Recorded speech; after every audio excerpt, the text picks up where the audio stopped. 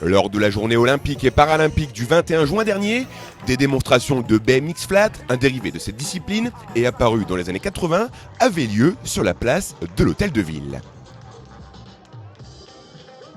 Mais pour commencer, on peut se demander ce qu'est le BMX flat. Le BMX flat, c'est une des disciplines du BMX qui consiste à faire des figures au sol. Donc là, pour le coup, il n'y a pas vraiment de module. On est vraiment sur l'équilibre, sur les cale-pieds, roue avant, roue arrière, enchaînement de figures.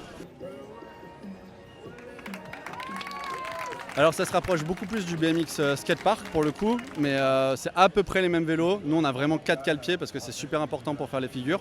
Et contrairement au skatepark où ils vont faire un maximum de figures en l'air, nous on va vraiment rester au sol et faire des figures au sol. Au début je faisais un petit peu des dérapages, des cabrages avec des vélos. Puis finalement je me suis rendu compte sur internet qu'il y avait des tutos à l'époque. Alors moi j'ai démarré en 2005 donc c'était des anciens tutos que je fais maintenant sur ma chaîne YouTube également, donc j'ai pris la relève et c'est via internet un petit peu que j'ai démarré comme ça et ça m'a permis d'évoluer.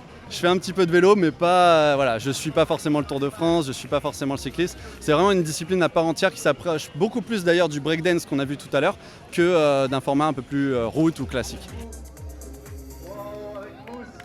Le temps d'entraînement, ça peut varier. Moi, je fais de la compétition en parallèle. Je fais beaucoup de shows. Ma spécialité, c'est quand même le spectacle, l'animation. Donc, je travaille aussi beaucoup là-dessus. Mais en termes de compétition, je dirais 2 à 3 heures par jour pour être bien. Au moins une heure par jour. Donc, ça va être du 7 à 10 heures par semaine. Et ensuite, c'est aussi beaucoup de challenges sur les compétitions. Il faut réussir à battre ceux qui sont en place. Et les shows, trouver aussi des dates, des contrats comme ça. Donc, c'est aussi beaucoup de boulot en parallèle. Même s'il existe des similitudes entre le BMX et le flat, ce dernier ne sera pas représenté l'année prochaine aux Jeux de Paris 2024. Alors il y a un parallèle, nous pour le coup on n'est pas encore officiellement au JO en 2024, c'est en liste pour 2028, c'est plutôt le skatepark qui va être en liste du coup pour 2024. Mais effectivement on est plus approché par la FFC, par l'UCI, par tous les organismes officiels, donc le flat se structure, c'est une super chose pour nous parce qu'on a de plus en plus de clubs, d'encadrement qui se fait, alors que nous quand on a commencé on était sur un parking tout seul quoi.